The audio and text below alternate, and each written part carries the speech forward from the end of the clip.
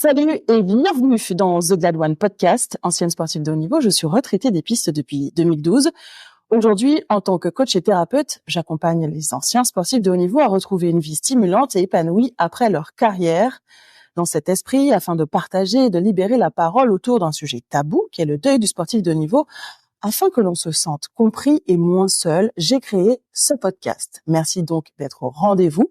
Et s'il te plaît, n'oublie pas de mettre 5 étoiles pour que ceux qui apprécient puissent retrouver ce podcast sur les plateformes sur lesquelles tu écoutes. Aujourd'hui, nous accueillons un homme que je connais bien, puisque depuis notre plus tendre enfance, nous avons évolué sur le même terrain de jeu. À l'époque, il se déclinait plutôt en rouge avec des lignes blanches. C'est un homme qui a marqué l'histoire de son sport et comme très peu ont marqué l'histoire de leur sport, il sera à tout jamais le premier Français sous la barre des 10 secondes. Vous l'avez tous reconnu, évidemment, il s'agit de Ronald Pognon. Bonjour Ronald, je devrais dire bonsoir puisque ici nous sommes tous les deux à Paris et il fait nuit pour nous. C'est vrai. Bonsoir Vanessa. C'est vrai que là, il est 18h40, il fait nuit, là. Je suis dans mon open space, je regarde des immeubles à côté, ouais, j'ai vraiment nuit, ouais. Il fait nuit. D'ailleurs, je disais juste avant qu'on se connecte qu'on aurait pu très bien faire ce podcast ensemble l'un et l'autre puisqu'on est à quelques kilomètres. Et d'ailleurs, je m'excuse pour tous les bruits ambiants puisque je suis dans un coworking. C'est la première fois que je teste un podcast dans un coworking.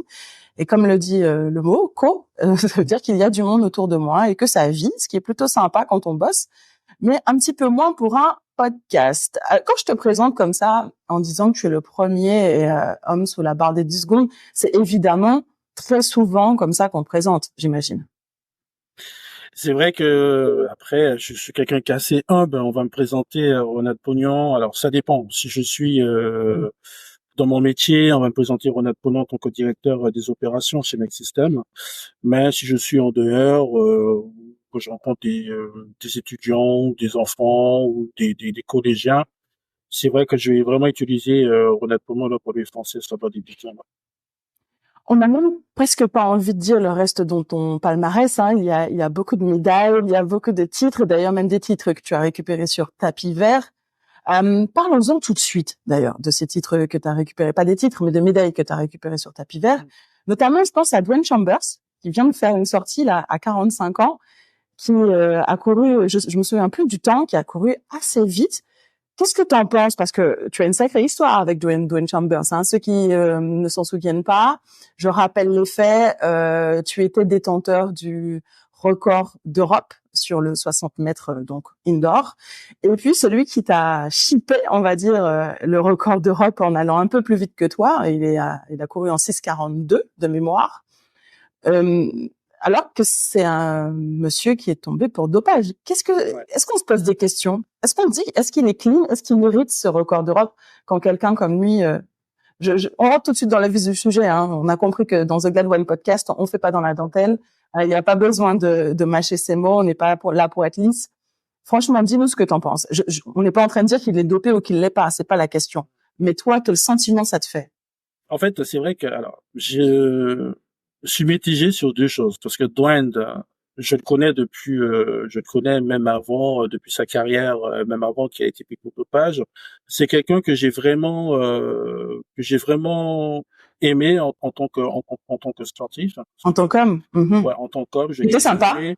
Ouais, très sympa. Et aussi, je l'ai détesté aussi, parce que je me rappelle toujours une course qu'on avait faite ensemble. Il revenait de dopage, c'était la Coupe d'Europe, et il revenait juste de dopage, et mon objectif, c'était de le battre, quoi, de lui montrer que, voilà, c'était la Coupe d'Europe à Malaga, je fais 10,06 au 100 mètres, je gagne, et lui, il revient en 10,13. C'était juste pour le montrer que, voilà, qu'on n'était pas content de ce qu'il a fait, mais je me dis qu'il a payé, quoi. C'est le seul athlète, du circuit qui a vraiment dit qu'il s'est dopé, qu'il a pris ses sanctions, il a tout perdu. Et du coup, je dis que je suis un peu je suis pas d'empathie pour tout ça. Mais à partir de là, on échange souvent sur Instagram.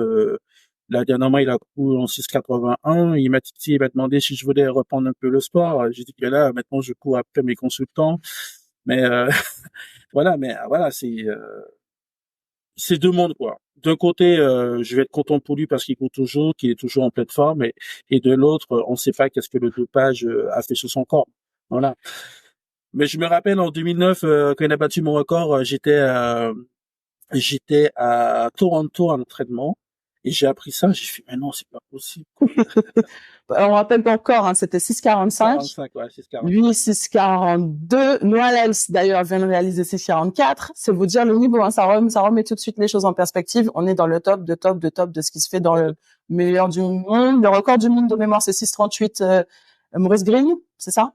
Ça a baissé, 6,34. C'est qui déjà, maintenant? C'est, Coleman, hein, qui l'a battu. Ah oui, Coleman, tu vois. Ben, à l'époque, quand j'ai fait 6,45, j'étais le 4e homme de tous les temps à courir en 6,45. Voilà. Ça fait quoi de se dire ça? Mais c'est vrai, mais tu sais, le jour que j'ai fait 6,45 à Karlsruhe, j'étais malade, hein, j'avais la fièvre, j'ai enchaîné le meeting de Gand, 6,51, j'ai pas le record de France. Ensuite, j'ai pris froid, j'arrive en série à Karlsruhe, je fais 6,51, j'égale le record de France, mon propre record de France. Et en finale, wow, la piste, elle est magique, boum, 46, comme ça, fiévreux et tout. Et je fais 6,46. 45 ans? 45, 45. Mais même le mec, il est perturbé. Mais par contre, le truc que je n'oublierai jamais, parce que la première question qu'une journaliste allemande m'a posée en anglais, elle m'a demandé combien de contrôles d'antidopage que j'ai eu. Et alors? Ah ben, j'en avais eu beaucoup parce que après chaque record que j'ai battu, quand j'ai battu le record de France à Gand, j'ai eu un compte antidopage, et ainsi de suite. Même avant, j'étais très bien suivi. Mais voilà, c'était pour vous dire que quand même que les 6,45, ça marque un peu, parce que c'était une grosse performance. Ah bah oui. Ah ben oui, et du coup, Stratosphérique. stratosphérique, même si que j'étais déjà dans le circuit, mais faire une grosse perf comme ça, voilà. Même moi, à mon niveau, on me dit, avoue, tu t'es dopé. C'est une question qui revient souvent pour toi, alors qu'on n'a clairement pas le même niveau, ça c'est sûr. Et donc j'imagine que cette question, on te la pose régulièrement. Ben oui, on te pose régulièrement. Quand j'ai fait mon 10 secondes, quand je fais 6,45, ben oui, il y a souvent des journalistes qui posent des questions. Mais l'avantage, c'est qu'en France, on est très bien suivi, notamment tous ces contrôles de dopage, les contrôles inopinés, les FLD, l'Agence anti-mondiale de contrôle de dopage. Du coup, moi, je me rappelle une année, une fois, j'étais en plein travaux chez moi, à 7 heures du match, j'avais des ouvriers portugais à la maison, mais ça sonne, une dame russe qui vient me contrôler, les gens me disent, mais qu'est-ce qui se passe? Voilà, c'est ça, mais c'est ça que C'est la réalité. c'est la réalité, c'est la réalité. Ouais. On a une histoire commune. Je me souviens que l'une des premières fois que je t'ai vue, c'était on préparait la sélection des Carif Tech Games. C'était à Barbade. Je t'ai vu sur tes appuis. Là, je me suis dit, lui, c'est sûr qu'il court vite. J'avais complètement oublié qu'on se connaissait quand on était Benjamin. Là, je retrouvais le junior. Je crois, t'étais junior. On était junior parce qu'on a né de la même année. Ouais. Et je me suis dit, ouais, c'est sûr, ce mec-là, il va courir très vite. On a suivi notre carrière à peu près l'un et l'autre. Mais avant d'en arriver au moment d'être junior, je vais te parler. Et je pense que ça, tu ne le sais pas, à quel point tu as marqué l'histoire de ma carrière. Et peut-être qu'on en a parlé, mais je pense que tu t'en souviens peut-être pas. Mais on va parler déjà de tes débuts, parce que tes débuts, je suis pas sûre que tout le monde s'en souvienne. C'est très particulier, parce qu'un médecin t'avait dit que tu ne feras jamais de sport dans ta vie. Ouais. Ben, tu sais pourquoi ce médecin m'a dit ça? Parce que je me suis j'ai cassé mon bassin. Ben, j'habite en Martinique, au François, j'habite en campagne. Du coup, j'ai décidé de faire Tarzan. C'était Tarzan, je croyais que t'étais... Non. En fait, j'ai attaché un bout de tuyau, les tuyaux d'arrosage dans un arbre, et du coup, j'ai pris de l'élan, et du coup, le tuyau n'était pas bien serré, du coup, ça s'est cassé. Après Tarzan, tu t'es transformé en Superman, sauf que l'atterrissage était pas terrible. C'est ça. Voilà, c'est ça, ouais. Et j'ai fait quand même, j'ai fait 2 bons mois à l'hôpital. Hein.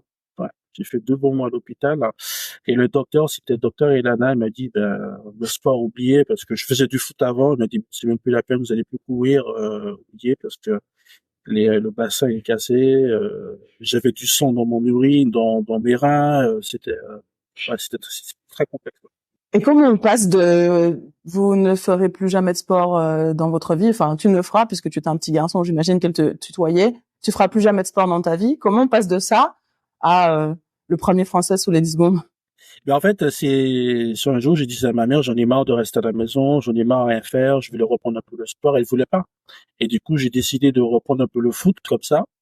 Et puis, fouille à mesure, Monsieur Mondésir, mon professeur de PS, quand j'étais au collège, il m'a demandé si je voulais participer à un cross. Et puis, c'est à partir de là que j'ai vraiment débuté l'athlétisme. J'ai fait le cross, mais je suis pas team endurance. Ça, c'est pas mon truc. Bah, Voilà. on a bien trouvé que c'était pas ton truc, hein, toi, Voilà, on va essayer d'aller vite. J'ai testé les haies. J'ai même été champion interacadémique sur 110 mètres haies en 15,02. Tu as Et vu voilà, en d'Europe en 6,45, mais par contre, voilà, c'est ça, ouais. tu te souviens Et de ta du, part sur les... ouais, c'est vrai parce qu'en fait, le 110 mètres haies, je savais pas franchir la haie en fait. Je faisais un saut de mouton et du coup, j'allais vite à l'intervalle. Et puis après, je voulais arrêter les haies, même si j'avais été champion académique dessus. Je me rappelle, c'était un match entre Martinique-Guadeloupe, mais j'avais gagné. Et puis il me dit bon tiens, on fait un 200 mètres comme ça. C'était en fait en Martinique l'après-midi. Il y a des rencontres inter-collèges. Alors moi j'étais au collège La Jetée, il y avait le collège de Trianon. Et on faisait des petits duels, des petites compétitions au François où j'ai grandi, dans la ville où j'ai grandi. Et puis j'ai fait un 200 mètres comme ça et j'ai fait un très bon chrono. Alors ils pensaient pas que j'étais parti vraiment au départ du 2 parce que j'avais fait un excellent chrono manuel. J'ai fait 21,4. Il se souvient de tous ces chronos. Ouais, je Incroyable. me souviens de tous mes chronos, 21,4. J'ai pas de pointe, j'étais nu-pied. T'as pas mal de gamins qui criaient. C'est Kirikou. Voilà, Kirikou, le mec. Kirikou, voilà, Kirikou si tu veux. Et puis c'est à partir de là que j'ai commencé vraiment le sprint et puis j'ai pris goût. Et voilà. Donc, tu commences le sprint directement avec Jean-Claude Berquier, qui, Ouais, pour ceux qui suivent l'athlétisme aujourd'hui, entraîne Ludwig Vaillant, vice-champion du monde, la seule médaille à Budapest en 2023. C'est le même coach c'est le même coach, ouais. qui t'a fait débuter l'athlète. Et puis, on parlera des autres coachs aussi, parce qu'il y en a un qui a aussi notamment marqué l'histoire de ta carrière. Ouais. Ben tu sais quand j'ai commencé avec Jean-Claude Berquier, euh, la première année avec lui, j'arrive au championnat de France UNSS. C'était à Charletti. Je fais troisième sur sa roulette. Et dans la même année, on fait les championnats de France. C'était à Aix-les-Bains. Je me rappelle toujours ce championnat de France-là. On était logé à l'hôtel Chambéry. On était à côté. Et je fais dernier de la finale B en 22-34.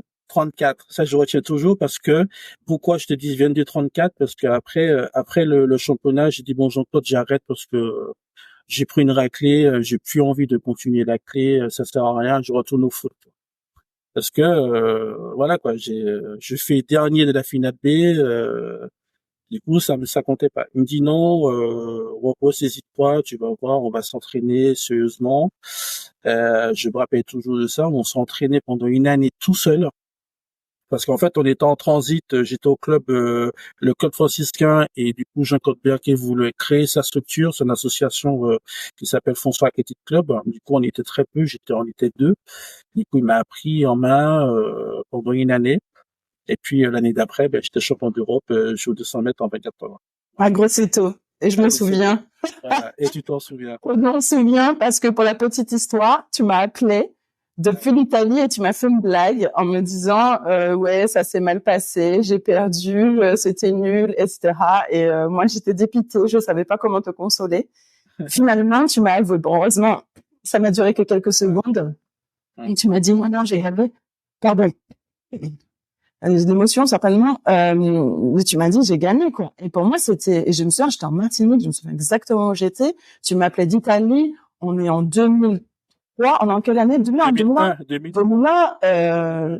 On n'appelait pas comme ça à l'époque d'un pays à un autre. Il n'y avait pas WhatsApp, tu vois, pas à travers. tu m'avais appelé sur le fixe de ma mère et c'était un truc de fou que tu m'appelles d'Italie. Donc, c'est vrai que c'est des trucs qui marquent et c'est une autre époque. On va le dire puisque c'est pas un secret pour tous ceux, et puis je pense que les auditeurs ont compris vu de l'anecdote que j'étais ta petite copine de l'époque.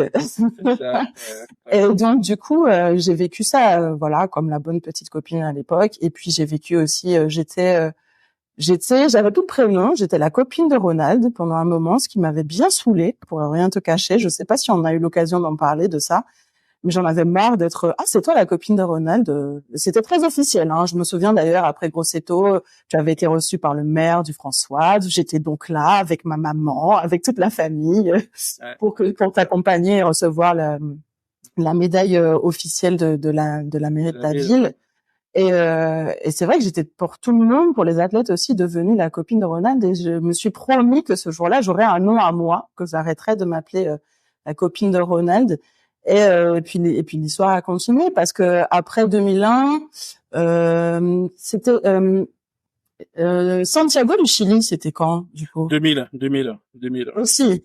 En 2000, ouais, vice-champion du monde en 2000, ouais. Voilà. Et en fait, c'est à partir de là, c'est là où votre génération, parce que c'est la génération Leslie, Ladji, Florent Lacasse, Adriana Lamal, à qui on fait des bisous, Fanny Gérance, etc. Et en fait, on avait tous Atlémag. À l'époque, on était tous fans d'Atlémag et vous aviez un poster dans Atlémag, génération Santiago du Chili. Et je m'en souviens particulièrement parce que je l'avais affiché, en fait, dans ma chambre. Et je m'étais promis que moi aussi je ferais un jour partie des posters et que je ferais pas que figurante.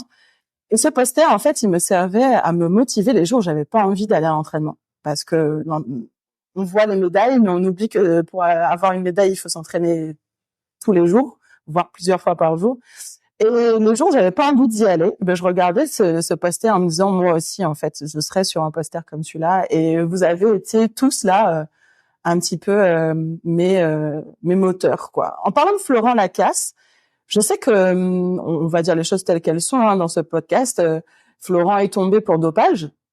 Ça a été particulièrement difficile à vivre pour moi. Alors j'étais pas très proche de Florent. Je pensais que le dopage était vécu était tenté, on va dire. Les dopés étaient très loin de moi, que ça pouvait pas être si proche. Et découvrir que Florent était dopé alors que c'était un mec hyper cool.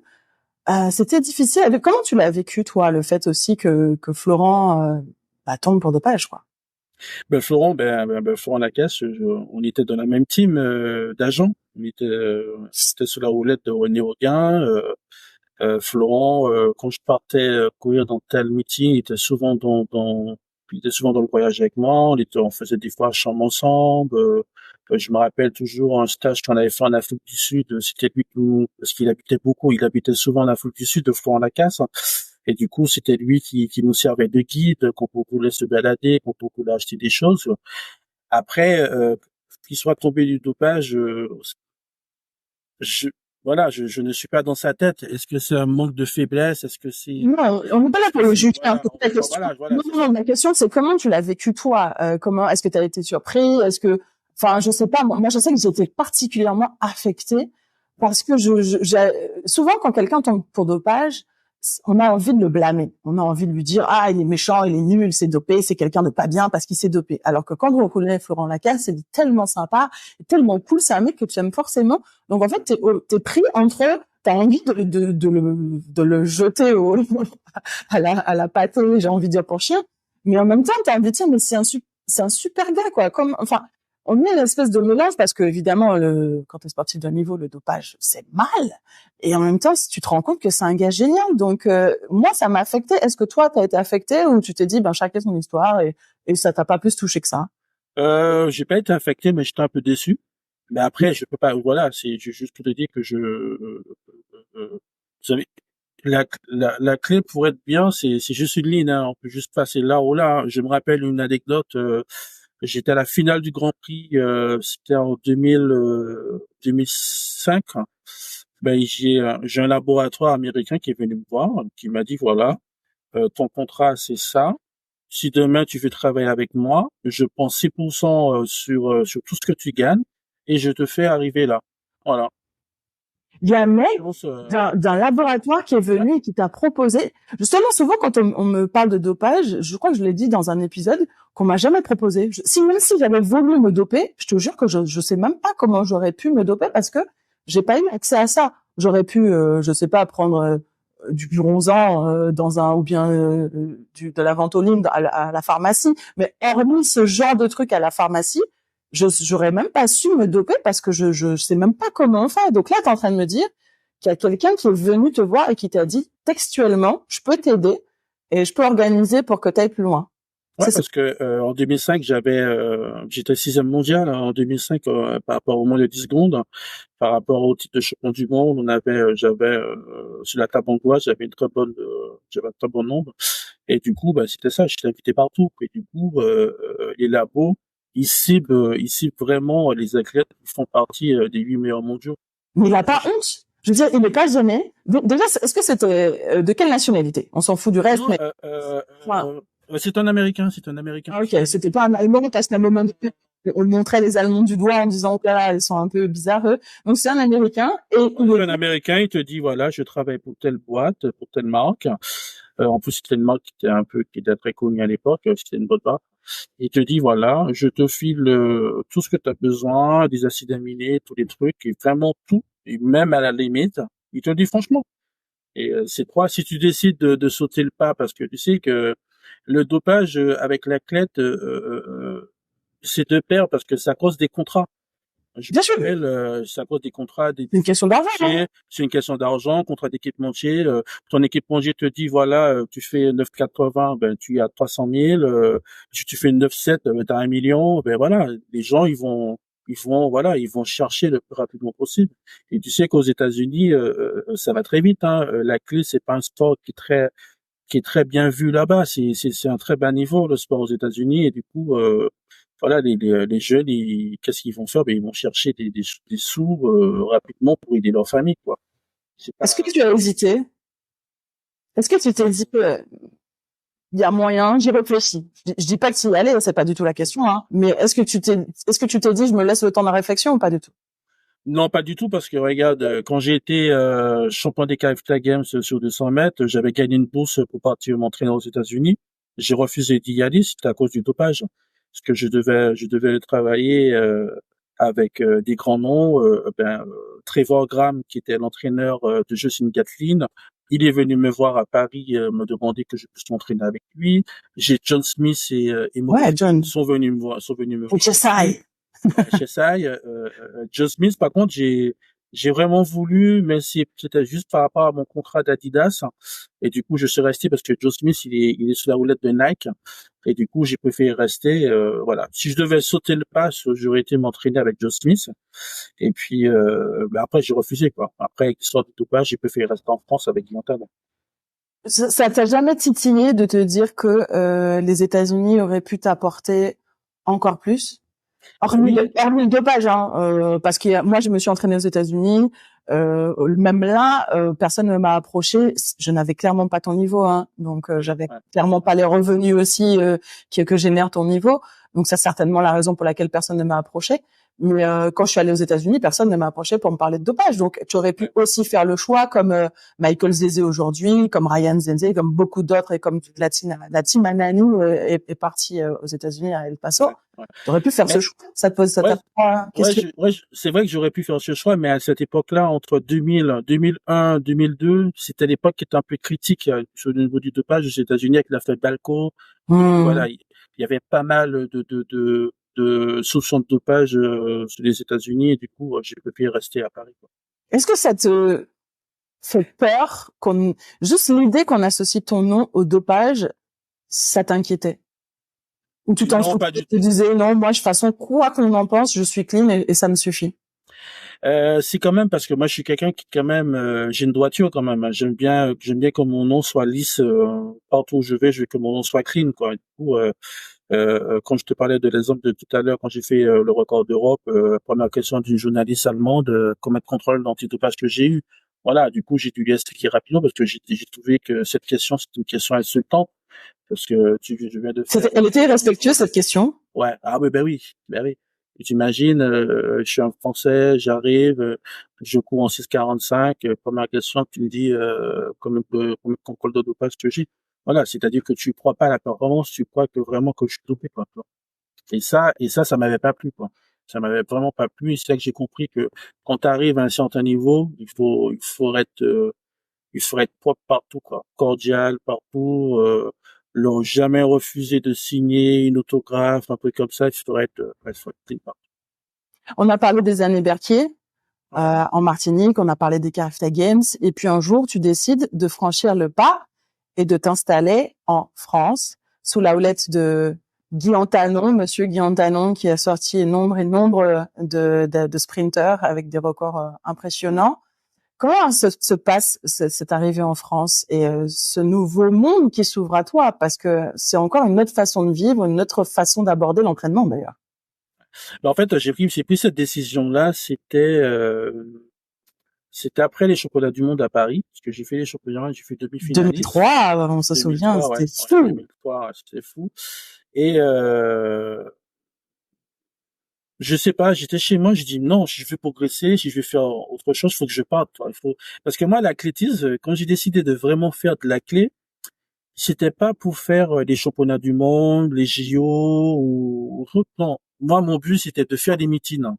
C'était de faire les grands prix. Ouais, c'était de faire les grands prix, de voyager, d'aller, de faire la tournée des grands prix. C'était ça mon kiff, quoi. Parce que je regardais souvent les super grands prix à la télé quand je voyais les Maurice Green qui étaient à Lausanne ou en Allemagne ou autre, n'importe où. Et moi, j'avais envie de ça. J'avais envie de ça. C'est-à-dire que mon kiff, c'était ça. C'était de partir, d'aller courir au fin fond, voilà, de parcourir le monde parce que j'ai grandi en campagne, en Martinique, vraiment la campagne, quoi. Et je servais de ça pour m'évader, en fait. Voilà. C'était une opportunité pour toi, finalement, la clé. Ah oui, ouais, beaucoup, ouais. Et quelle est mais la clé, mais tu sais que la clé, elle m'a vraiment changé parce que je serais peut-être resté en Martinique, je serais pas l'homme que je suis devenu, je suis sûr. Parce que la Martinique là-bas, ça va très vite, tu vois, tu peux vite faire des conneries, tu vois. T'étais déjà à la voie des conneries? J'aurais pu l'être, ouais. C'est quoi les conneries? Malgré l'éducation que j'ai eue de ma mère, de mon père, mais j'aurais pu l'être parce que aux Antilles, ça va très vite, hein, ça va super vite. Tu peux vendre de l'herbe rapidement, tu peux faire des bagarres. J'étais un très grand bagarreur, je me battais beaucoup, je faisais des combats de clandestins, des choses comme ça. C'est vrai? Ah, ça, je savais pas. Ouais, c'est vrai, tu vois. Ouais, tu vois, c'est ça. Ouais, c'est ça, tu vois, quand j'étais au collège, c'était ça. C'était des trucs comme ça, il fallait apprendre. Tu aurais dû finir combattant MMA, toi. Non, peut-être non, parce qu'à l'époque, c'était pas ça, en fait. À l'époque, tu misais de l'argent sur un combat et puis tu te battais contre un grand, contre un jeune, voilà, c'était ça. Mais voilà, tu vois, c'est pas bien. Et Monsieur Mondésir et Monsieur Berthier, ils m'ont vraiment changé, quoi. Ils m'ont vraiment changé, ils m'ont montré que je peux faire de la clé, quoi. Et puis ils t'ont aussi montré apporter d'autres perspectives de vie, puisqu'au départ tu étais en BEP peinture en bâtiment de mémoire. Et donc du coup là s'offre à toi s'ouvre un monde que tu n'imaginais même pas. Au-delà des voyages s'ouvre toute une possibilité de métier, de vie, de rencontres. Et là, on parlait avant de passer sur cette partie pro. Tu parlais de voyage et d'aller au fin fond du monde. Du coup, quel voyage t'a le plus marqué? Quel fin fond du monde tu as été découvrir et qu'est-ce qu'il en reste? Tu sais, la clé m'a permis de voyager beaucoup, hein. Là, j'ai un logiciel sur mon téléphone, ça s'appelle la classe. Et là, j'ai quand même fait 20% de la classe, quoi. C'est-à-dire que j'ai voyagé quand même pas mal, quoi, tu vois. Et, moi, je dirais que le tout premier voyage long que j'ai bien aimé, long courrier, c'était le Santiago du Chili. Et je me rappelle, on devait faire Martinique, France, après France, Santiago, France, Argentine, et ensuite Argentine, Santiago du Chili. Et c'était les derniers vols que les gens fumaient à l'intérieur. Oh là là, oh purée. On est vieux quand même, maintenant que On est vieux. On a connu l'époque où les gens fumaient dans les avions. Ah, c'est fou. Voilà. c'est clair. Et arrivé à Santiago du Chili, tu vois que les gens, ils avaient jamais vu de noir parce qu'on était gamins. Je me rappelle, les gens ils touchaient des tresses d'Adriana Lama qui avaient des couleurs. Les gens ils touchaient notre peau et pourtant c'était des Chiliens, tu vois. Et c'était marrant quoi. On était en 2000 quoi. Voilà, il y a 24 ans de ça. 24 ans de ça, les gens nous touchaient notre peau pour savoir si on avait, si c'était pas du maquillage ou quoi que ce soit quoi. C'était marrant quoi. On a parlé des 6,45, à quel point ça a chamboulé des choses. On n'a pas parlé, on n'a même pas abordé ce que ça a chamboulé, parce que ça chamboule une vie. Et justement, 9,99. Qu'est-ce que ça a changé dans ta vie? Ben, je passe du jeune espoir français à un sprinter confirmé. Est-ce que tu fais 9,99 avant de faire 6,45, hein? Non, 6,45 avant. C'est la même année, du coup? C'est la même année, c'est la Ok, même année, ouais. C'est la même d'accord. année. Et là, tout change. Mon contrat d'Adidas est multiplié par 300%, je sais pas. C'est vrai? Ah Ça ouais, il y avait une change. clause qui me disait, il y avait une clause qui disait passer sous les 10 secondes, c'est temps, Ouais, c'est ça? ouais, c'était limite, parce que j'étais le premier français, en fait, c'est ça. Par Bien sûr. exemple, si je fais le constat que le petit Zizé, le petit Michael Zizé qui a fait 9,99 et qui fait une demande d'accompagnement sur les chi, ce genre de choses, et moi, en 2005, voilà, c'était deux mondes différents, quoi. C'était vraiment largement deux mondes, quoi. Et puis ça a changé parce qu'avant 2005, c'était, on avait des vrais fans, on avait des gens qui nous suivaient. J'avais un Skyblog qui avait été fait par une fan et les gens ils commentaient, les gens te suivaient. Voilà, c'était un bordel, quoi. Je me rappelle une fois avec ma mère, j'ai fait ma mère venir avec moi chez Adidas pour lui faire une surprise. Et j'avais pas dit, on a fait de Château de Vincennes sur les Champs-Élysées. J'ai signé des autographes à la volée parce que j'avais ma photo dans tous les gares de métro pour la présentation du Décanation. Et j'avais ma grosse tête comme ça sur 4 sur 16 dans tous les métros et aussi dans Adidas même aussi. Du coup, c'était un plaisir qu'elle puisse voir que j'avais un peu réussi un tout petit peu dans la clé, tu vois. Et ça, elle était contente, tu vois. Au niveau des filles, qu'est-ce que ça change? Je savais que tu allais poser cette question. Eh ben oui, forcément, je connais la réponse. Vas-y, c'est quoi la réponse? Ben ça change tout. Ça change tout au niveau des filles. Non, c'est vrai que ça change tout, mais après, tu sais, mon éducation m'a permis de faire attention, tu vois, voilà, parce que sinon, j'aurais fait du n'importe quoi, comme un footballeur, par exemple, tu vois. Ça veut dire quoi, faire attention? Ben, tu sais, quand tu fais moins de 10 secondes, tu changes d'univers, t'as des comptes à rendre à tes sponsors. Là maintenant, tu peux bouger comme tu as envie. Pourtant, je suis pas Johnny Hallyday ou Zinedine Zidane ou autre, mais c'était un peu embêtant parce que quand je sortais à droite à gauche, tu devais signer des autographes. Quand j'allais faire des courses, j'avais un rouleau de PQ sur le bras, les gens te demandent, ah ouais, vous utilisez ça, tu vois, tu vois, Tu as vu faire de la pub pour les réseaux sociaux, ça aurait voilà. été parfait, quoi. Ouais, c'est clair. Et puis en plus, c'est pour ça que moi j'ai bien aimé cette année-là parce que c'était pas l'ère des réseaux sociaux. Du coup, voilà, on avait vraiment des vrais fans, des gens qui nous suivaient, des gens qui nous envoyaient des messages, et qui nous envoyaient des courriers, beaucoup de courriers, Même moi, tout j'en ai partout. reçu des courriers. Tu J'ai vois, ouais. acheté, récupéré les courriers, envoyé ça chez toi. C'était bien, Voilà, c'était c'est ça, mignon. ouais. Ouais, Mignon. des courriers. J'ai même reçu pendant une année des Queen Amman, parce que j'adore le Queen Amman. Man, Ouais, ouais. Chaque anniversaire, je recevais des Queen Amman pour mon anniversaire chaque année, quoi. Tu vois, des choses comme ça. Ouais. et la grosse tête, alors? Est-ce que c'est facile à gérer? Est-ce que tu as eu la grosse tête déjà? Je vais pas dire non parce que tout de suite, tout de suite, ma mère et mon père m'ont fait comprendre que de redescendre rapidement sur terre, tu vois, parce que tu sais, ben, j'étais jeune, hein, tu fais moins de 10 secondes, je venais juste d'acheter ma maison, tu arrives chez toi, tu vois que la mairie de la ville a refait le trottoir que de chez toi, ils n'ont pas fait les autres. Quand tu arrives chez toi, tout est bloqué, t'as France 2 qui vient faire direct. Les gens me disent mais qu'est-ce qui se passe? Est-ce qu'ils ont tué quelqu'un à côté? Ils savaient pas qui j'étais parce que moi j'étais dans un endroit qui avait personne ne savait qui j'étais. Tu vois, j'étais tranquille, discret. Et là, t'as toute une foule, t'as plein de gens qui viennent chez toi, t'as des gens qui frappent à ta porte, qui te demandent des autographes. Ouais, c'était ça, quoi. Et donc, tu réponds pas à ma question. T'as eu la grosse tête ou t'as pas eu la grosse tête? Là aussi, j'ai mon idée sur la question et je sais que tu sais mon idée sur la question. Non, mais en fait, non, mais tu sais quoi, je vais te répondre franchement. En fait, les gens pensent que j'avais la grosse tête parce que, en fait, moi, je suis quelqu'un j'aime bien être dans mon coin, tu vois. J'aime bien être tranquille dans mon coin. J'aime pas me montrer, tu vois. Et quand tu es discret à un endroit et quand tu vas t'entraîner, tu rentres chez toi ou autre, les gens pensent que tu as la grosse tête, tu vois.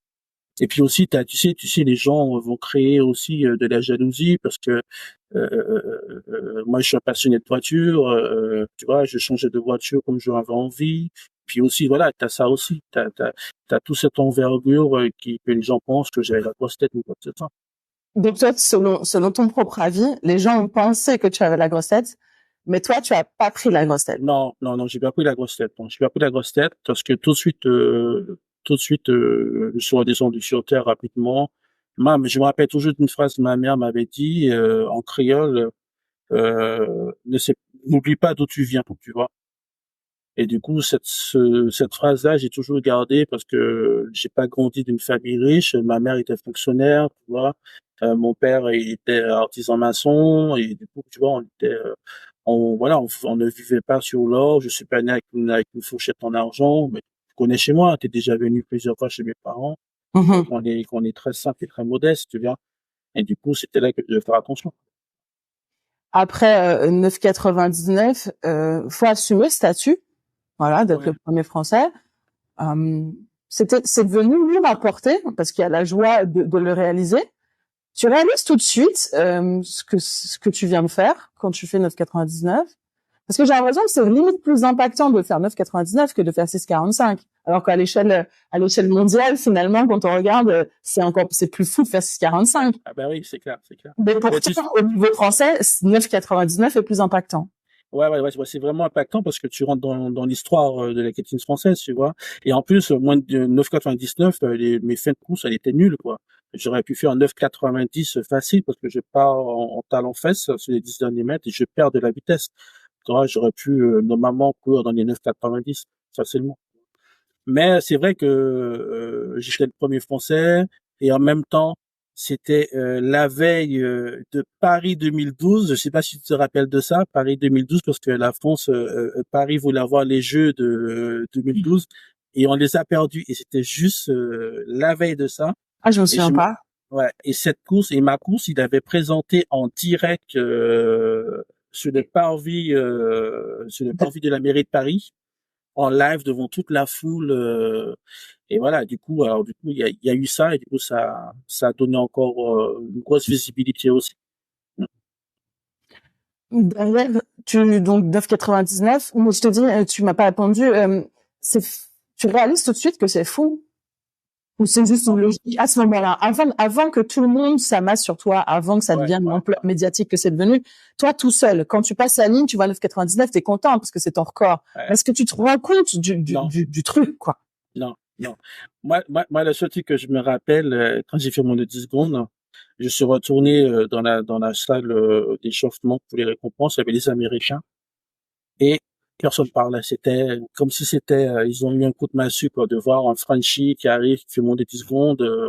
Et voilà, c'est parce que, en fait, le pari des entraîneurs américains, c'était d'entraîner un Français ou un Européen pour qu'ils puissent prouver que leur méthode américaine, elle était la meilleure, qu'ils pouvaient faire n'importe qui, courir en moins de 10 secondes. D'accord? Et là, je l'ai fait sur la roulette de Guy Canon. Et tant mieux, parce que comme ça, si un entraîneur français peut plus le faire. Et voilà, mais c'est vrai que je me rappelle toujours de l'image de Aziz Zakari, qui est un Ghanéen. Il était dans cette course, il a pas compris. Dans cette course-là, je bats le champion olympique, Gatlin. Bon, Je bats Gatwick, Gatlin, dans cette course? ouais. Ah, je Ouais, m'en souviens Gatlin pas. dans cette course, Gatlin, champion olympique en 2004, je bats dans cette course. Je bats Gatlin, je bats le vice-champion du monde, le vice-champion olympique qui était dans cette course, Francis Obikolou. Il y a eu Michael Frater, il y a eu pas mal de grands noms dans cette course. C'était où? C'était Lausanne? C'était où? Attends, c'était pas. Lausanne. Ouais, c'était ça, hein, je m'en souviens rapidement, là, comme ça. Je sais, j'ai un flash. Pourquoi? Je sais pas. Ouais. C'était à Lausanne. Mais j'aurais pu faire les moins de 10 secondes bien avant, une semaine avant, hein, parce que à Paris, je loupe mon départ. Je finis 3e sur le 100 mètres en 10-11. Et là, je rattrape Poel. Et ouais. Si j'avais fait un excellent départ, j'aurais peut-être pu le sortir à Paris. Et après, Lausanne, tant mieux, parce que j'adore la piste de Lausanne. La piste, elle est magique. Il faisait 14 degrés, il faisait ni trop froid, ni trop chaud. Je disais à mon coach, j'ai sûr que ça va aller vite parce que j'étais très dynamique sous mes ailes. C'était en cadence? Ouais, j'avais une cadence infernale. Et je dis, peut-être ça va sortir là, et puis c'est sorti. Ouais. Alors, on a parlé de ce que tu as ressenti au moment où tu franchis la ligne. Quand tu rejoins Guy, d'ailleurs, qu'est-ce qu'il te dit? Quels sont les premiers mots de Guy? Il était trop content, franchement. Il n'y a pas de phrase précise qui revient, quoi. Non, franchement, non, parce qu'après, quand je dis ça part en couille, parce que derrière, j'étais pris par des journalistes, je suis resté encore une journée là-bas en Lausanne. Le soir, je me rappelle, j'étais avec Sébastien Denis en chambre, on me change de chambre, on me met dans une suite avec des bouteilles de champagne, des trucs, ta vie. C'est là que tu dis, ah ouais, quand même, ta vie, elle change en l'espace de quelques secondes, tu vois. C'est vrai, c'est ce qui s'est passé? Ouais. Ils t'ont sorti de la chambre et t'emmènent dans une suite champagne et tout. Dans une suite champagne. Il n'y avait pas de fille qui t'attendait dans la chambre, non? Non, quand même pas. Je sais rien. Après ça, le truc le plus fort que je vais te dire, je sais pas s'il y a d'autres personnes qui l'ont eu, en arrivant à Paris, j'ai un chauffeur avec gendarmes qui m'ont ramené chez moi parce que j'avais un direct avec France 2. Tu t'imagines, j'étais escorté. T'avais France 2, puis t'avais Canal aussi, je crois, dans la foulée. T'étais dans Nulle part ailleurs de mémoire. Voilà, c'est ça, ouais. Ouais, parce que c'était la seule fois, je crois que tu m'as appelé 3 jours plus tard. Ouais. J'ai réussi à t'avoir 3 jours plus tard et tu m'as dit, écoute, j'ai pas le temps, là je vais à Canal pour me faire Nulle part ailleurs. Je me suis dit, ok, dorénavant, toi et moi ne faisons plus partie du même monde. Et je te jure que j'ai vraiment senti ça, quoi. Une vraie clash que on n'était plus en phase. Non, mais en fait, c'était des éléments que je gérais plus. Même mon agent, il ne gérait plus, c'était la folie. Parce que du coup, on a dû prendre un avocat d'image pour vraiment tout maîtriser. Cadrer. Ah ouais, faut vraiment tout cadrer, refaire les contrats, tout faire. Parce que j'avais, c'était la folie. Est-ce que ça fait peur de vivre ça? Oui, parce que j'étais jeune et j'étais pas préparé. Mais j'étais quand même content parce que Adidas, mon sponsor à l'époque, ils m'ont vraiment pris en main. Ils m'ont fait suivre des médias training. J'avais un professeur qui me suivait. Comment se présenter, voilà, j'étais préparé comme un politicien, quoi. Qu'est-ce qu'il fallait que je dise, ce genre de choses, comment vanter les mérites, comment vendre mon image. J'espère que depuis tu as tout oublié et que pour The Glad One Podcast tu as laissé ça de côté, hein, parce que nous là, les médias training là, on veut pas, hein.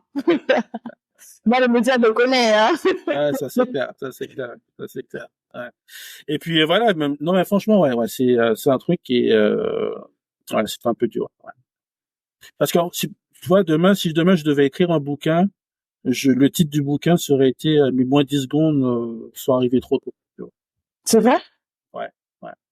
C'est arrivé trop tôt dans ta vie, dans ta carrière, ou trop tôt? Dans ma carrière de sportif, ouais. Trop tôt dans ma carrière de sportif, ouais. C'est vrai, pourtant tout le monde dirait que c'est jamais assez tôt, que au contraire, comme ça t'a permis de capitaliser dessus quasiment tout le reste de ta carrière. Mais trop tôt dans quel sens, du coup? Alors, trop tôt dans quel sens? Parce qu'en fait, en 2005, les méthodes d'entraînement à Paris, en France, elles n'étaient pas faites pour un sprinter comme moi à répéter plusieurs fois des moins de 10 secondes, tu vois. À l'époque, moins de 10 secondes, il fallait avoir du temps de récupération. En fait, fallait vraiment avoir le temps de bien récupérer ton système nerveux, tes neurotransmetteurs, que tout reparte à zéro. Et je me rappelle toujours une phrase de Francis Obikolou il m'a dit, voilà, t'as fait moins de 10 secondes, mais tu verras, tu vas être cuit à la fin de la saison. Et effectivement, J'étais lessivé.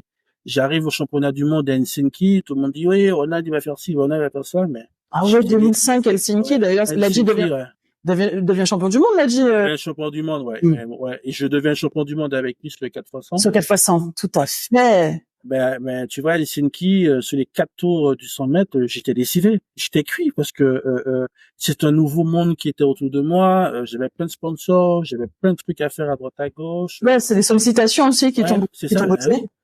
Ouais, ouais. Ça m'a vraiment bouffé. Voilà, ça a bouffé mon jus. Et après, c'est revenu après. Parce que de meeting de Bruxelles, je fais 10,05, Paris, déclination, je fais 10,02. Voilà, la forme elle revenait vraiment. Effectivement, je devais vraiment récupérer cette phase des moins de 30. Maintenant, avec la technologie des chaussures en carbone et autres, t'as beaucoup d'athlètes pour le 100 mètres au moins de 10 secondes assez rapidement. Ils vont répéter plein de fois. Mais à mon époque, c'était pas pareil, quoi. À mon époque, il fallait avoir une charge de travail spécifique pour courir le 100 mètres au moins de 10 secondes, quoi. Et j'étais cramé, quoi. Justement, c'est difficile à vivre cette période parce que il y a la partie médiatique, c'est beau, t'as couru moins de 10 secondes, tu es invité dans des meetings avec des grosses primes, hein, on va dire ce qui en est, hein, c'est la vérité. Ne serait-ce que le fait de participer avant même de gagner ou de courir, j'imagine qu'il y avait des primes d'invitation, des primes à l'image aussi du fait d'être sur les affiches. Pour ceux qui connaissent pas l'athlétisme, je détaille volontairement, hein. Parce qu'il y a beaucoup je vous salue, hein, tous ceux qui ne viennent pas du sport mais qui suivent le podcast. Merci d'être là. Et du coup, c'est difficile quand tu arrives quelque part de porter ce poids-là où tu es fier ou les deux. Comment tu gères ça? Ben, 2005, j'étais vraiment fort dans ma tête. Franchement, j'étais très bien. Franchement, 2005-2006, j'étais très bien. Ouais, franchement, j'avais un rapport poids-puissance qui était bien. Il fallait simplement que je récupère bien au niveau système nerveux. Mais sinon, quand j'arrivais sur une course, je sais pas, mais quand je discute avec d'autres athlètes, on arrive à rentrer dans une zone en fait.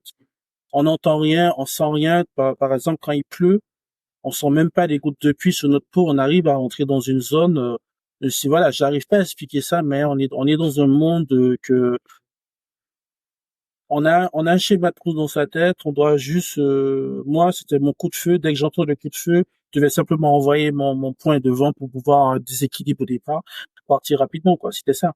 Mais après,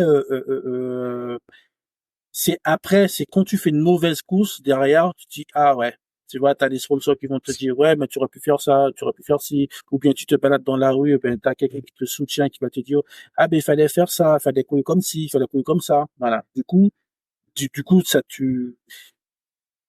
envie de répondre méchamment, mais tu peux pas parce que tu dois faire attention à ton image, tu dois faire attention à pas mal de choses, t'as pas mal de paramètres, et du coup, tu laisses couler, quoi, tu vois. Mais c'est quand même contraignant, quand même. Ouais. Décevoir les gens, finalement, c'était difficile à vivre. Ouais, parce qu'en fait, tu appartenais aux gens. Du moment, moi je dis toujours quand je fais des colloques et autres, du moment que tu portes le maillot d'équipe de France, t'appartiens aux gens. T'appartiens aux gens, c'est-à-dire la personne qui est assise devant sa télé avec sa canette de bière, avec son gros ventre, ben, tu vas rencontrer cette même personne dans la rue qui va te dire ah oui, mais il fallait faire ci, il fallait prendre un bon départ, il fallait voilà. C'est tellement vrai. C'est tellement Ouais, c'est vrai ça. en plus. Ouais, c'est ça. Ouais, c'est vrai. Finalement, de toute cette carrière, qu'est-ce qu'il en reste? Qu'est-ce qu'il en reste? Ben, en fait, Déjà, concrètement. Est-ce qu'il reste de l'argent, déjà, concrètement? ah ben oui, bien sûr, bien sûr. Ben, en fait,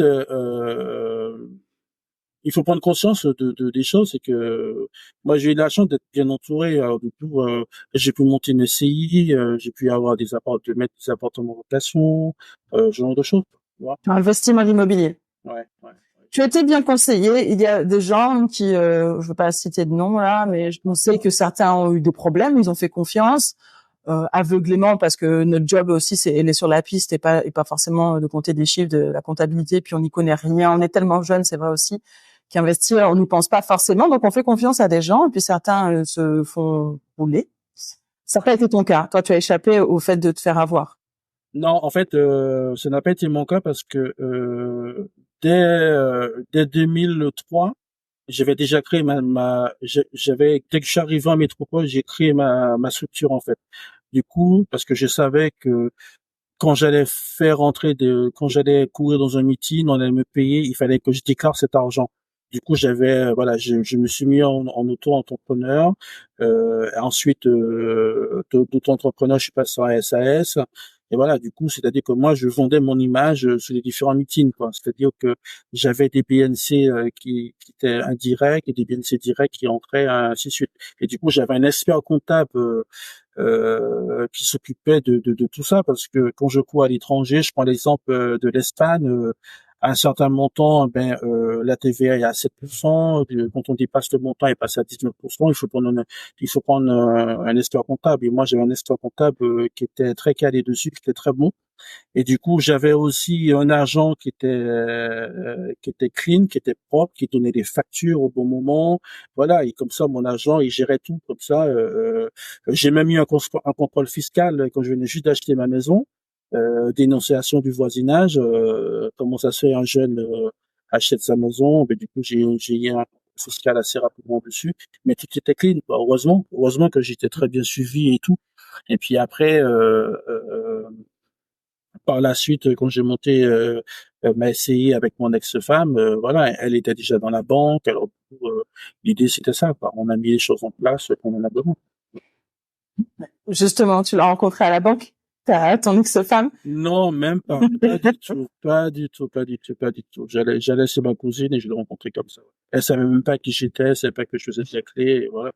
Et née une petite fille à qui on fait un gros bisou si elle écoute ce podcast. Justement, on n'a pas parlé de ta fin de carrière. On a parlé des grands temps forts, mais il y en a plein d'autres. On pourra pas tout dire parce qu'il faudrait plus d'une vie là pour détailler la tienne. Mais comment tu décides d'arrêter? Qu'est-ce qui se passe? Déjà, tu te blesses, tu t'arrêtes, tu reviens. La fin de carrière, elle est pas aussi, elle est pas nette, quoi. Tu pars, tu reviens. Non, elle est pas nette pourquoi? Parce qu'en fait, j'ai eu déjà en 2007, j'ai une grosse blessure au doigt antérieur. Voilà, je change d'entraîneur, Donc, droit antérieur, on parle du quadriceps, hein. Du quadriceps, ouais. Ouais, du quadriceps, j'ai une très grosse déchirure du doigt antérieur de 17 centimètres. Ah, je pensais que c'était à l'ischio que tu t'étais blessé. Okay. Non, doigt antérieur, j'ai eu 17 centimètres dessus et pendant un an, je cours pas. Okay. Je cours pas pendant un an. Et là, tu prends du poids? Ben oui, j'ai pris du poids. On a vu un Ronald Joufflu sur les pistes ensuite. Ouais. J'ai pris plus de 10 kilos, j'ai pris du poids. Pourquoi j'ai pris du poids? Parce que tu vois que pendant un an, 2006, tu cours bien, 2005, tu cours bien, et là, 2007, tu te blesses. Plus rien.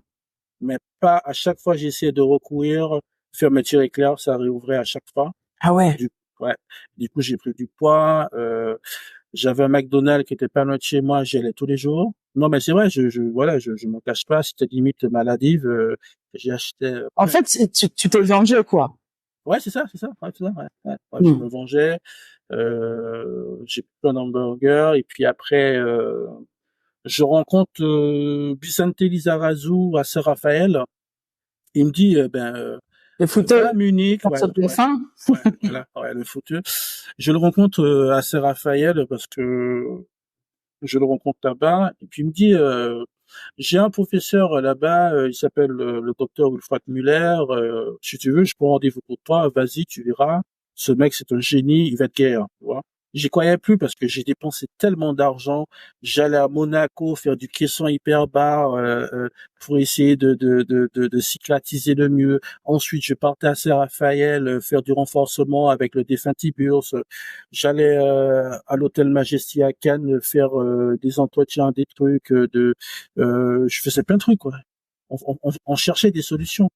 Et là, Vicente me dit, non, va à Munich, tu verras. Tu verras, le mec, il est archi bon, il est très carré. J'arrive à Munich, je rencontre ce fameux professeur Ulfat Müller. Il me dit, je vais te guérir en 10 jours. Je le réponds en anglais, you is crazy. Il me dit, non, je vais te réparer en 10 jours et tu pourras même faire le meeting d'Allemagne, le meeting de Berlin. Alors du coup, il prend mon sang. C'était la première année qu'ils font le PMA. Du coup, ils prend le plasma de mon sang, puis ils réinjectent dans la Ouais. fissure. Voilà. Du Ils coup, enlèvent les globules blancs des globules rouges rouge, dans une centrifugeuse et puis réinjectent directement dans la blessure, dans la fissure, c'est ça. pour que Et ça cicatrise plus vite. Mm. voilà, du coup, il y a eu ça, et puis aussi pas mal d'acides aminés, beaucoup d'acides aminés dedans, et puis pour nourrir le muscle, et puis ça s'est guéri rapidement, mais sauf que j'ai gardé des séquelles en fait, c'est-à-dire Ok. que j'avais plus La la cicatrice souplesse. n'était pas Voilà, élastique. Mm. voilà, c'est ça. Et du coup, j'ai dû réapprendre à courir. Du coup, 2008 arrive, je recours en 10-10, je suis content, je fais des minima pour les championnats, pour les JO de Pékin. Alors Strava, je finis troisième derrière Bolt, et puis voilà, ça repart un peu. Ça repart bien, je retrouve une cadence d'entraînement, je m'entraîne convenablement. 2009, c'était l'année que j'étais beaucoup le plus fort à l'entraînement. 2009, j'allais très très vite à l'entraînement et c'est l'année que je perds ma mère. Ma mère, elle décède dans mes bras, tu vois. Du coup, elle a attendu jusqu'à ce que j'arrive, parce que je m'entraînais au Portugal à cette époque-là. Elle m'a fait comprendre qu'il fallait que je vienne. J'ai pris un billet. J'ai fait Faro, Séville en voiture, ensuite Séville-Paris. J'ai dormi une nuit et j'ai fait Martinique. J'ai fait Paris-Martinique et elle m'a attendu jusqu'à ce que j'arrive. Et elle décède dans la nuit du 25 juin, dans mes bras en fait, mais vraiment dans mes bras, parce qu'elle me demande d'écrire un truc et puis le truc que j'ai écrit c'était ses avis de décès. Voilà. Parce qu'aux Antilles, les avis de décès, c'est quelque chose qui passe souvent C'est à la important. radio. C'est Mm. important. Et elle voulait que je mette le nom de telle famille, telle personne dans son truc. Il fallait suivre les trucs à la lettre. Et puis, une fois que j'ai écrit ça, et j'ai vu son dernier souffle, elle est partie. Voilà. Et depuis ce jour-là, je me suis remotivé juste pour faire les championnats de France pour elle, parce qu'un mois après, j'étais champion de France du 100 mètres. Du coup, pour moi, cette course, elle était pour elle, à Angers. Et puis après, j'étais dégoûté parce que je courais que pour elle, en fait. Je courais pour ma mère parce que ma mère adorait la clé. Et du coup, après, je nourrais des meetings, des contrats, voilà, des contrats de chaque meeting par rapport à mes sponsors. Et puis j'étais dégoûté, quoi. J'avais plus envie. Mais Le plaisir était parti. ouais, le plaisir était parti. Et après, je suis parti en 2012. Je suis parti en stage aux États-Unis à Miami avec le groupe de Renault Logan. Et puis Renault me dit bon viens avec moi, tu viens à Miami, tu vas voir, ça va t'aider, ça va te donner envie. Et puis ça m'a donné envie. Moi j'ai repris et puis voilà, j'ai fait l'année, j'ai fait Paris, j'ai fait Londres 2012. Et puis c'est là. Et puis après j'ai décidé d'arrêter en 2015. On avait 30 ans en même temps. C'était l'âge où il fallait arrêter. Ouais. Et puis en plus, moi, je me rappelle toujours quand j'ai décidé d'arrêter, c'était après le relais des championnats de France. J'en avais marre, Franchement, j'en avais marre. Je courais depuis 2000 en équipe de France. J'avais tout fait. La seule compétition que j'ai pas faite, c'était les Jeux de la francophonie. Voilà. Mais sinon, j'ai tout fait, quoi. Un truc que t'as pas, chimie Ah, tu t'imagines? médaillé, j'ai de la francophonie, ben oui, j'aurais ça en plus que toi. Écoute, qu'est-ce que tu... Voilà, c'est ça. Voilà, c'est ça. Voilà, c'est ça. Alors, je pourrais dire aux gens, écoute, on a... Ouais, tu peux, ouais, tu peux. Et puis, alors, du coup, par la suite, j'ai entamé ma reconversion, parce que j'ai vu que des petits arrivaient, comme Christophe Lemaitre, Jimmy Pico. J'ai dit, bon, voilà, maintenant, faut que tu te trouves une nouvelle vie, un nouveau... C'était une décision difficile à prendre, d'arrêter. C'est vrai? Très dur. Tu sais pourquoi? Parce qu'en fait, moi, j'étais professionnel, c'était mon métier, je faisais que ça, je savais faire que ça. Je vivais la clé, je dormais à la clé, je partais à droite à gauche. Sur une année, je pouvais faire plus de 60 vols dans l'année. C'était mon métier, tu vois. C'était mon métier. Et là, tu décides d'entamer ta reconversion.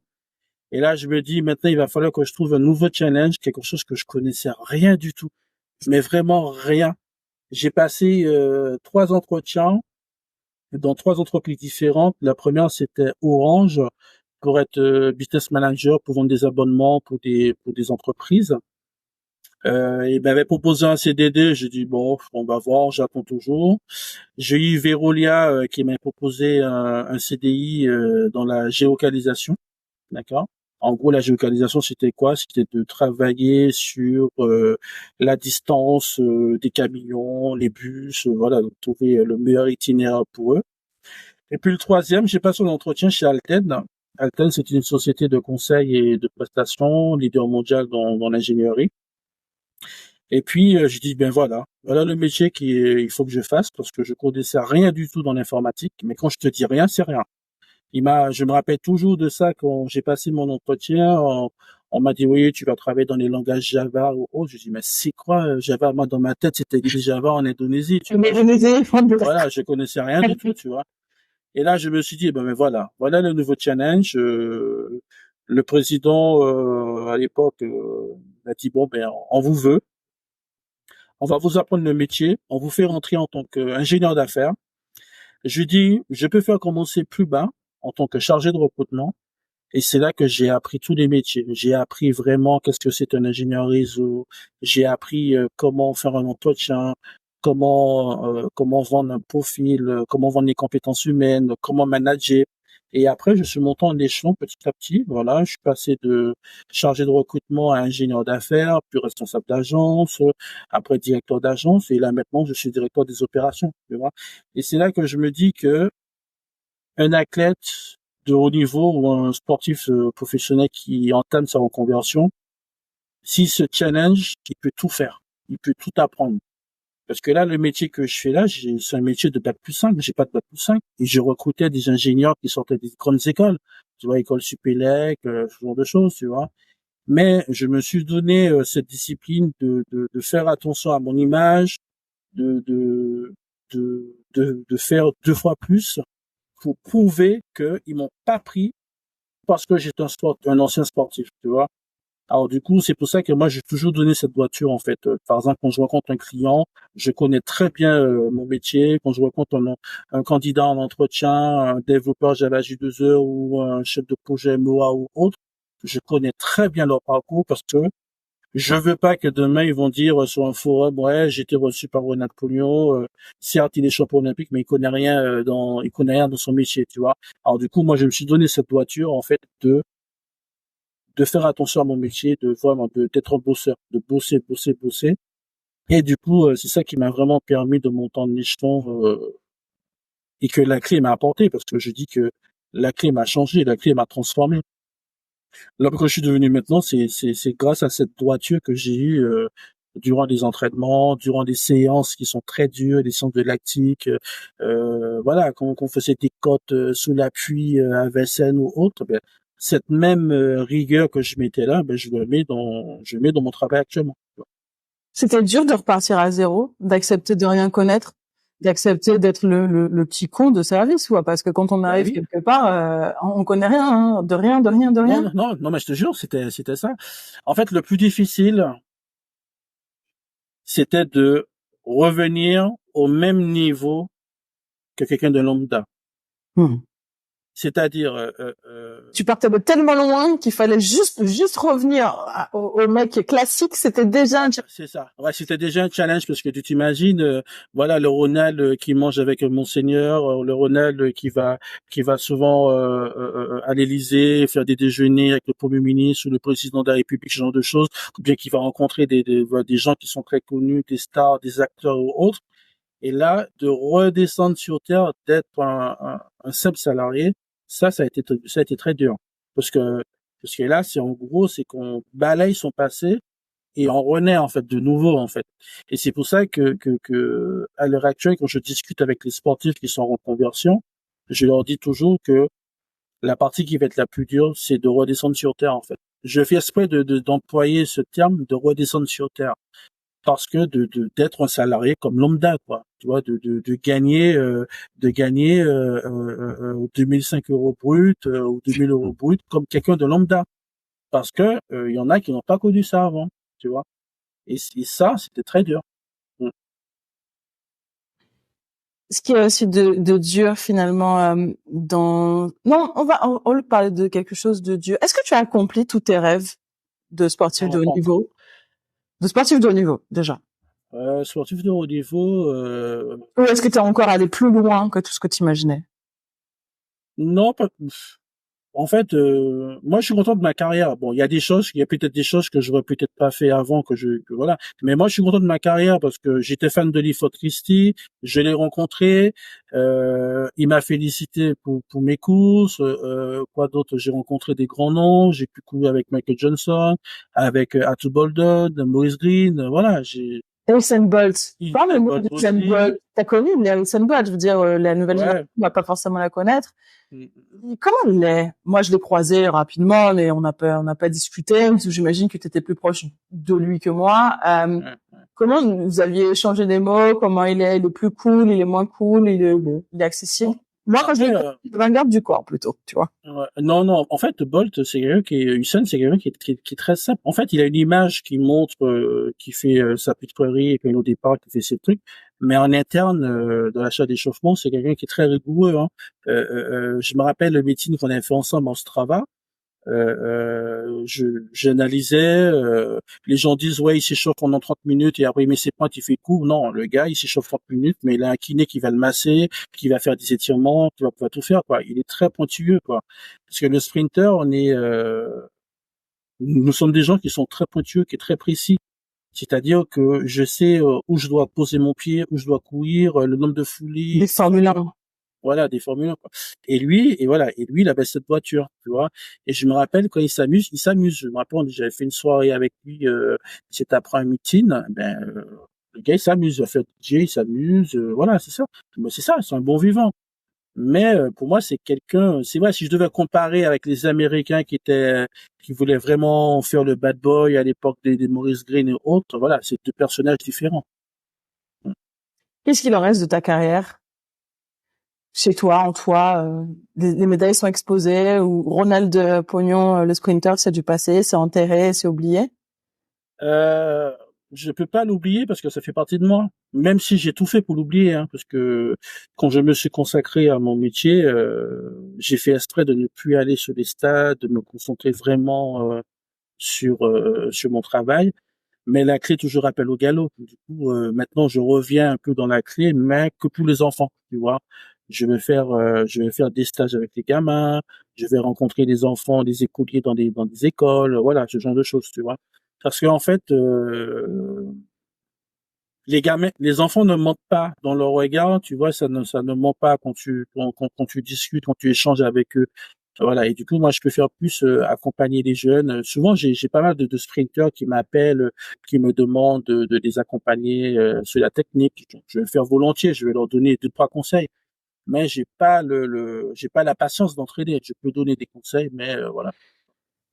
Depuis la fin de ta carrière, qu'est-ce qui a changé? Alors, les revenus sont pas les mêmes, ça c'est sûr. Le physique, j'imagine qu'il a évolué. Comment tu le vis, ce corps qui a changé?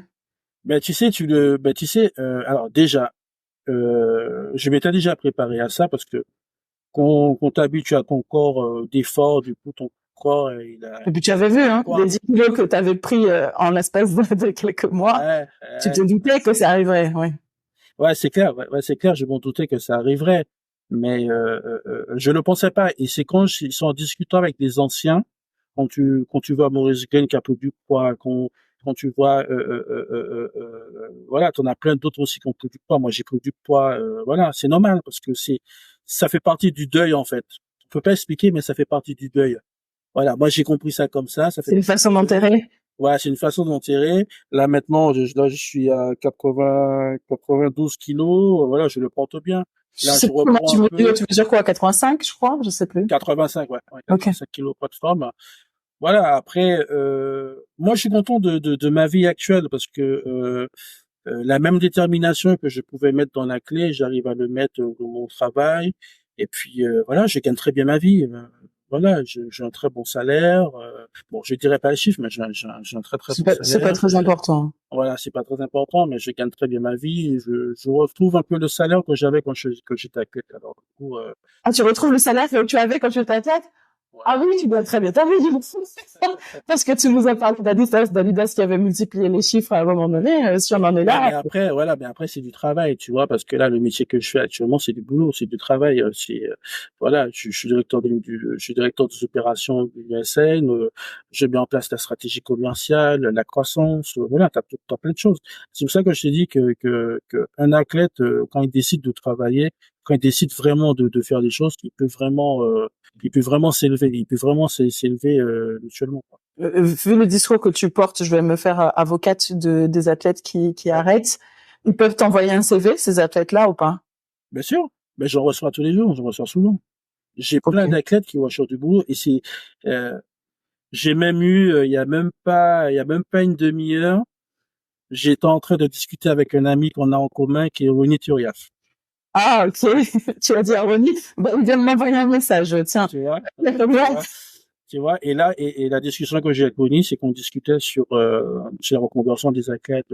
Ben, tiens, c'est une discussion, évidemment, qu'on a avec Ronnie, très régulièrement. Et tu vois, et tu vois, je disais à Ronny que tu vois t'as pas mal d'athlètes qui ont, même dans le tennis, tu vois.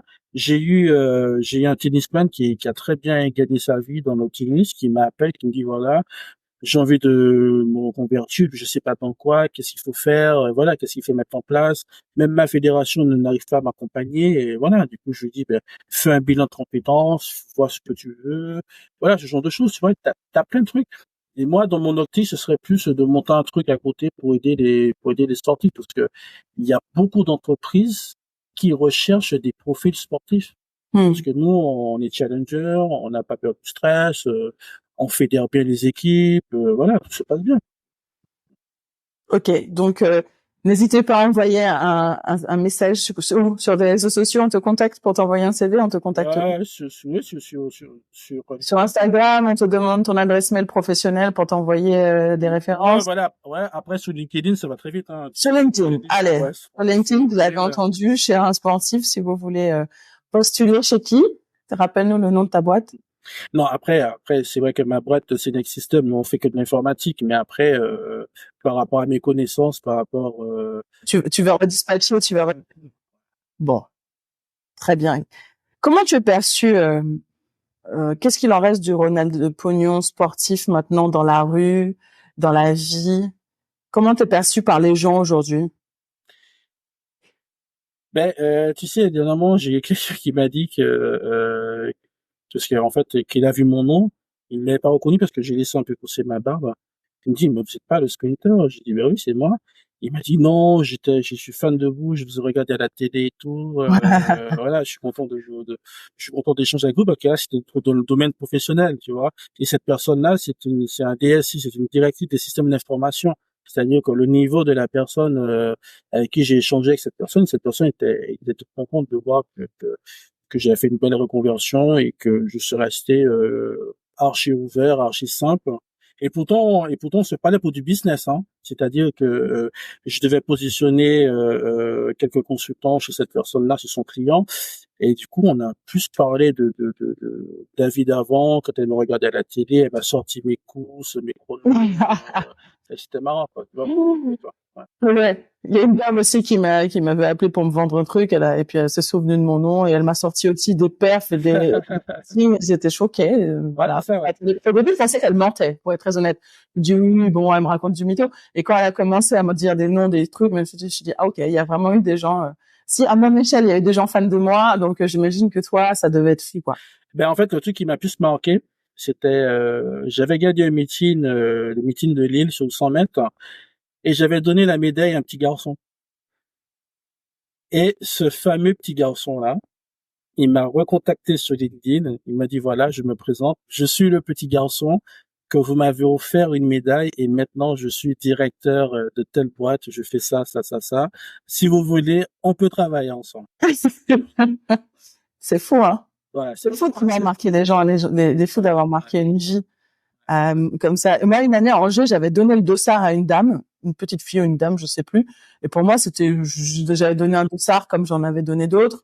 Et 2 ans plus tard ou 3 ans plus tard, elle est revenue avec le même dossard et elle m'a dit, mais vous l'aviez pas signé. Et moi, j'étais particulièrement touchée parce que pour moi, quand je donnais un dossard, tu sais, ça finissait forcément dans la poubelle. À un moment donné, je me suis dit, bon, la mère, ça va traîner, la mère, elle va passer, elle va jeter ça et puis c'est fini. Et de réaliser que des années plus tard, elle revenait en me disant, ouais, mais vous avez pas signé mon dossard. Je me suis dit, ah ouais, en fait, ça compte pour les gens, contrairement à ce qu'on peut penser, ça vaut plus qu'un bout de papier avec un nom dessus, quoi. Ouais, c'est clair, c'est vrai. Il y a pas mal. J'ai pas mal d'anecdotes. Hein. Je me rappelle une fois, c'est un monsieur qui me racontait qui entendait des gamins qui dire moi je suis pognon, toi t'es Christophe Lemaitre et on fait un duel parce que tu vois des gamins comme ça de 6 8 ans, tu vas plus parler de foot, tu vois. Tu vas dire je suis je sais pas, je suis Kylian Mbappé et toi un autre, tu vois. Et là de faire le parallèle dans la vie, voilà, ça m'avait marqué un peu. Marquer les gens, c'était important pour toi? Oui et non, j'étais juste moi, quand je courais, c'était principalement pour ma mère, parce que ma mère arrivait d'être athlète. Ma mère, elle avait couru, elle faisait un peu de sport comme ça, tu vois. Et là, tu as une sœur qui s'appelle Béatrice qui a commencé à atteler et puis qui est finalement, elle a pas choisi de continuer. Ben, tu sais pourquoi elle a arrêté l'athlète? Parce que c'est Non, à cause de moi. C'est à cause de moi. Voilà. c'était Ben, difficile c'est de comme couper toi. ça. C'était comme toi au tout début quand tu disais. La copine de Ronald Pognon, là, c'était la sœur de Ronald Pognon. Ok. Ouais, c'est ça. Ben, tu vois, par exemple, ma fille, elle fait du volley et je m'interdis d'y aller pour le moment, la voir jouer parce que je sais que quand ils vont savoir qu'ils vont faire le rapport entre Ronald et Océane, voilà. Et je veux qu'elle profite un peu pleinement du volley, tu vois. Elle fait un peu de compétition, elle est grande et Elle a quel âge? J'arrive pas à mettre d'âge. elle a 14 ans, Océane. Ah ouais, je me Ouais, dis, t'es resté à 10 ans, d'accord. À ouais, tu vois, 14 ans. tu vois, elle a 14 ans. Elle va être aussi grande que toi parce que elle fait Ouais, déjà un ouais. mètre, elle fait déjà 1m78. Ouais, elle est très grande, tu vois. 14 ans, 1m78? Ah oui, oui, oui, oui, oui, oui, en effet, moi, je mesure 1m83, il y a des chances même. Il y a des chances Un peu même, plus grande que tu vois. moi, ouais. Ouais, tu vois, et du coup, c'est pour ça que voilà, c'est pour ça que quand elle me dit qu'elle a des joues, je fais attention pour pas qu'on fasse ce rapport rapidement pour pas qu'elle, voilà, pas qu'elle soit trop embêtée non plus. On approche de la fin de ce podcast et j'ai bien compris que la reconversion, finalement, c'est un sujet qui te touche parce que tu l'as vécu et puis tu te rends compte de tout ce qui se passe autour. Qu'est-ce que tu aurais voulu qu'on te dise? Qu'est-ce que tu aurais voulu faire différemment, finalement? Ouais. Moi, je reviens rapidement sur la reconversion parce que la reconversion, c'est pas facile pour l'athlète parce que moi, je pose un coup de gueule sur ça parce qu'il y a beaucoup de fédérations qui euh, qui profitent que de la perf de l'athlète et qui n'aident pas les athlètes à se reconvertir. Parce que moi, je me rappelle, en 2012, j'ai entamé mes recherches tout seul. Je me rappelle toujours, je demandais l'aide. Il y a qu'une personne qui m'a aidé, c'était ma présidente de mon club. D'accord? Mais à part ça, Elle quand est j'ai plus mieux pour aider ses athlètes, d'ailleurs, hein. C'est la présidente on va la saluer parce que peu importe les discours que j'entends sur elle, il est toujours bienveillant. Donc, ouais, voilà, c'est ça. Parce que si j'attendais sur les DTN de l'époque, ben, je serais là en train d'attendre toujours, hein, tu vois. Et c'est pour ça que moi, je veux un poids d'honneur pour vraiment aider les athlètes dans leur conversion. Parce que j'en ai beaucoup qui m'appellent. J'ai beaucoup d'athlètes avec qui j'ai fait faire des stages dans mes entreprises. On a qui ont fait des stages de fin d'études.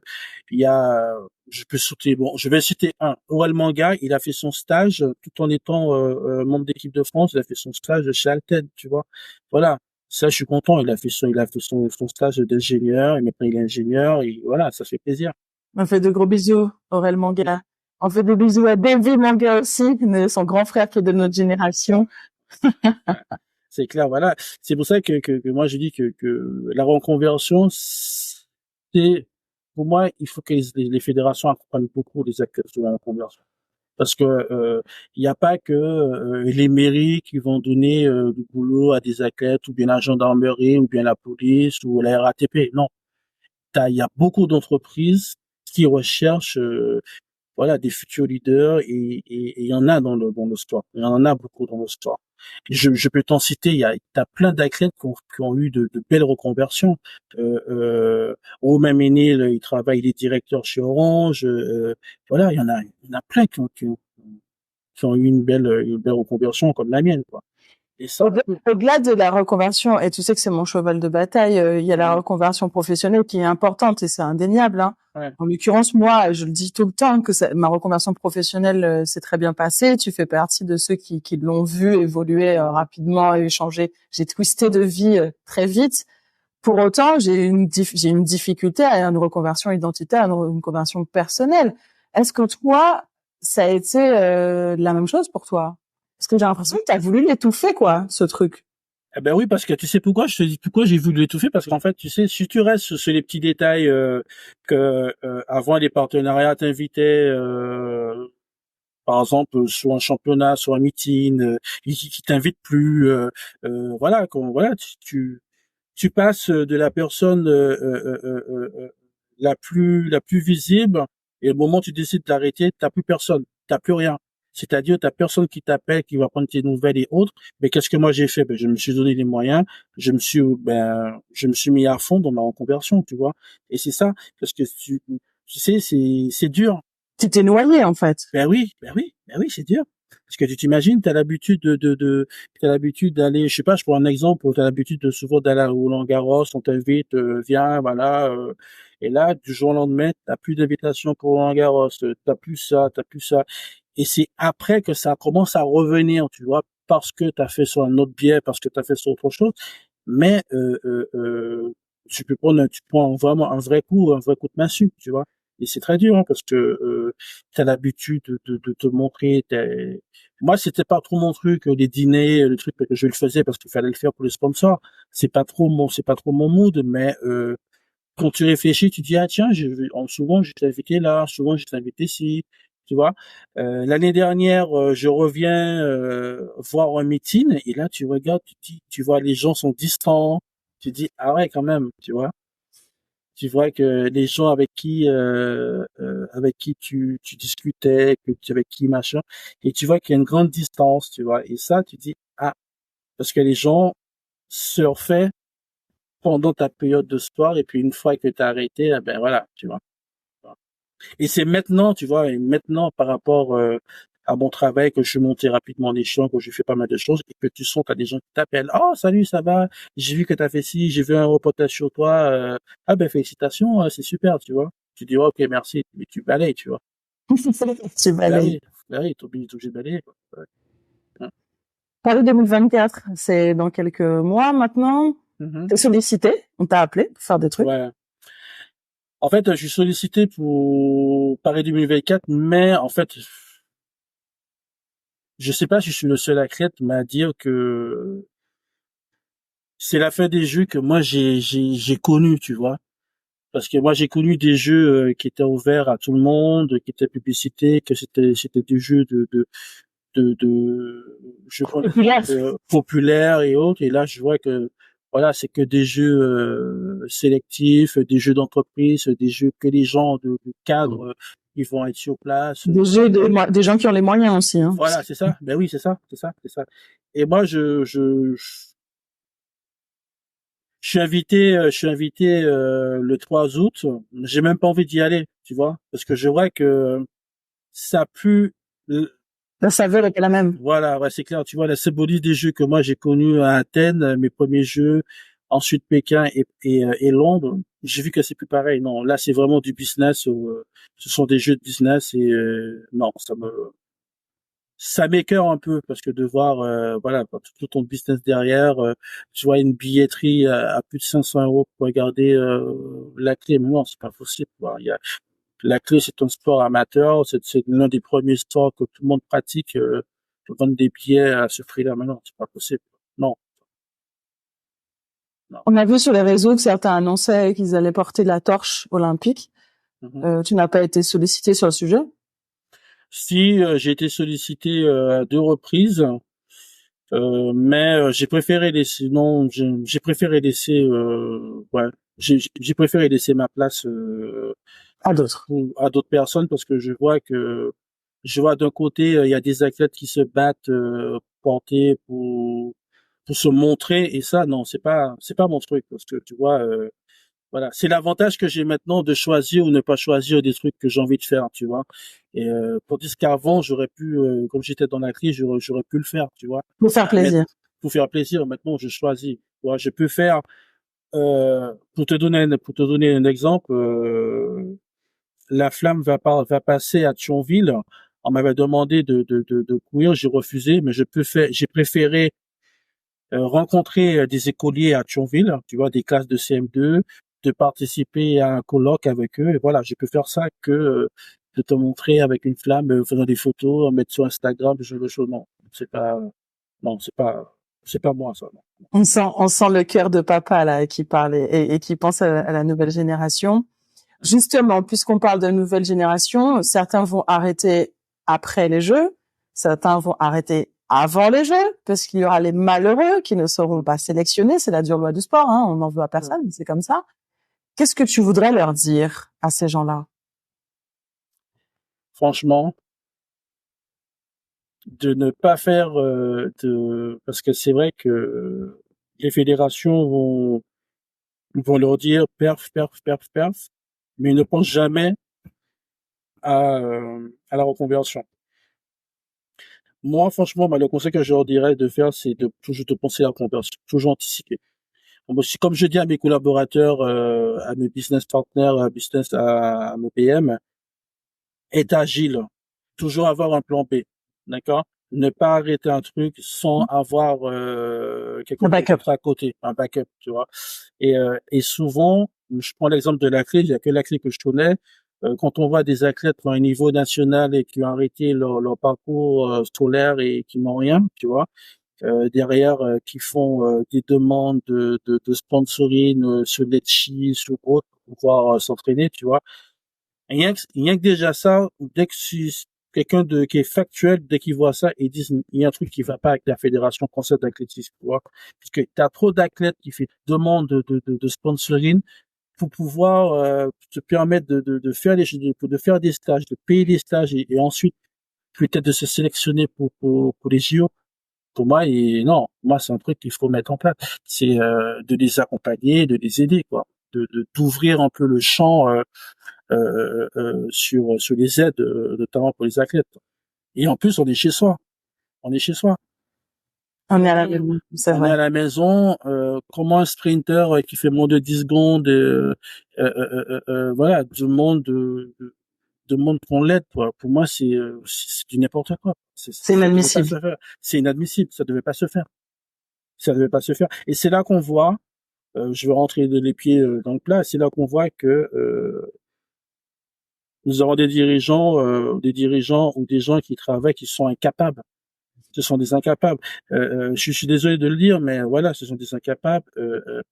Les fédérations devaient travailler comme une entreprise privée, voilà, qui devait aider, accompagner, parce que là, il y a des trucs qui sortent encore. T'as des athlètes qui n'ont même pas eu d'aide.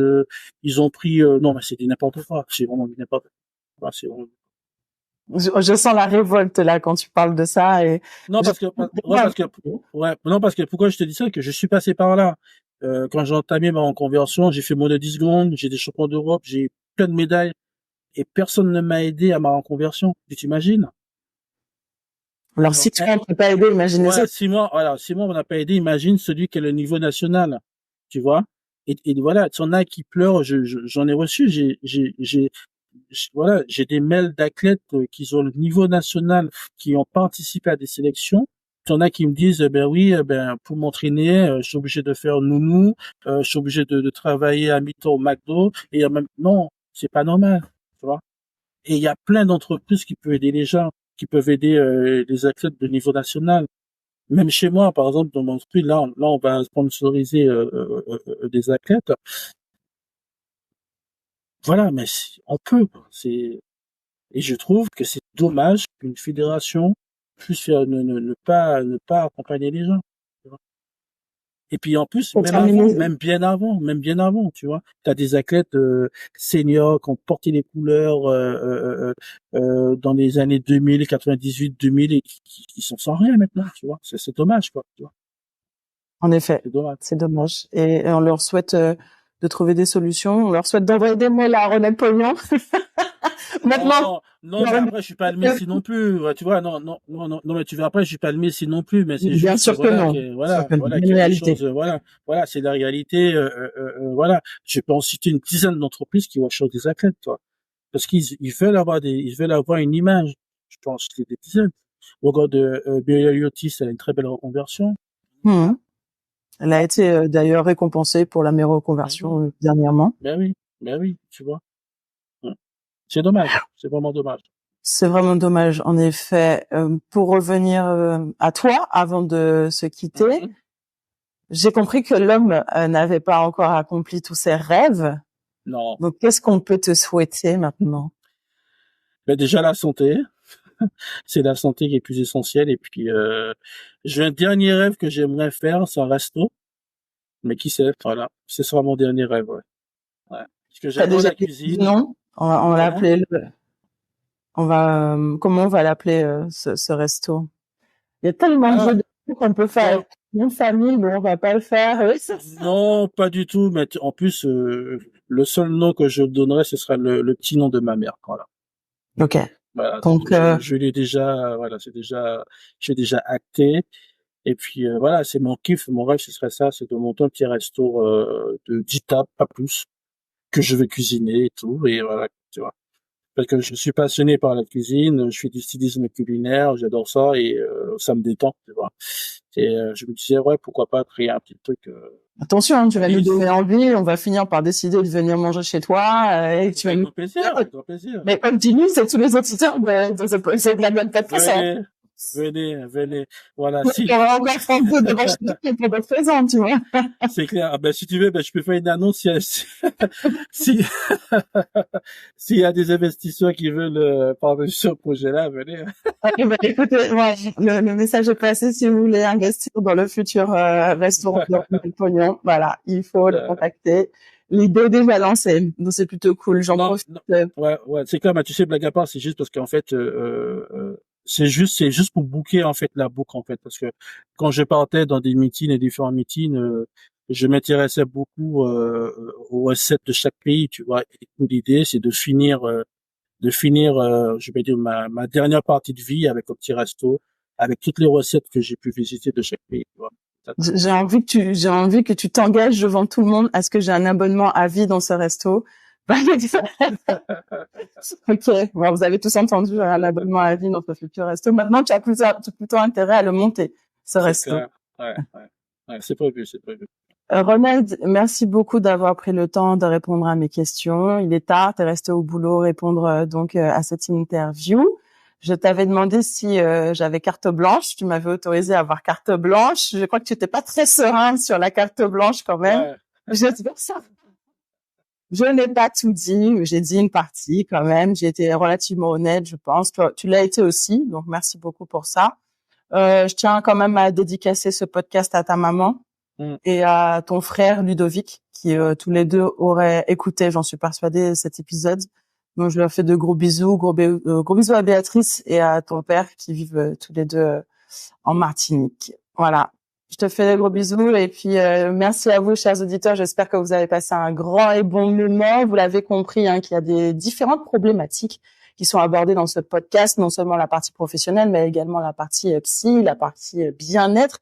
Et en tant que coach thérapeute, j'accompagne les anciens sportifs, hein, à travers toutes ces problématiques évoquées. Et d'ici peu, je vais vous en donner plus parce que, évidemment, The Glad One Podcast existe, mais Vanessa Gladon, la thérapeute, évolue. Elle apporte de plus en plus de choses. Donc, d'ici peu, j'aurai encore plus de produits à vous proposer. Donc, si tu te sens dépassé, que le mal-être t'envahit, que tu te sens seul, et que tu souhaites comprendre comment je peux t'aider, l'appel découverte est offert. Tu peux me contacter sur mes réseaux sociaux, mais également sur contact@vanessagladon.com. Si ce podcast te plaît, mets-lui 5 étoiles sur la plateforme que tu utilises et partage à ceux à qui il pourrait plaire. N'oublie pas que la vie est un sport incroyable et que tant que la partie n'est pas terminée, rien n'est jamais perdu. Ronald l'a dit, hein. Il faut se battre jusqu'au bout, jusqu'au gong, jusqu'au sifflet final, jusqu'à la ligne d'arrivée. Pas comme Ronald sur les 9,99 là, où tu aurais dû aller encore un peu plus vite. Et abonne-toi pour ne rien manquer. Je te donne rendez-vous très vite pour un nouvel épisode de The Glad One Podcast Another podcast, another Glad One.